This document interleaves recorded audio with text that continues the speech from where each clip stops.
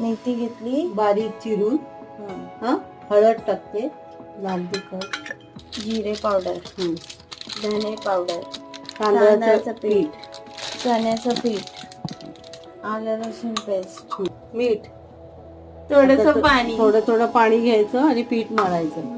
थोडंसं आता गव्हाचं पीठ ऍड करायचं है ना. गव्हाचं पीठ हे सगळं मिक्स करून घ्यायचं. ओके.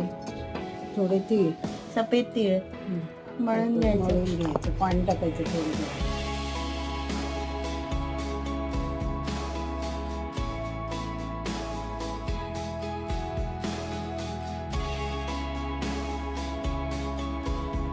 हे बघा झालं पीठ मळून.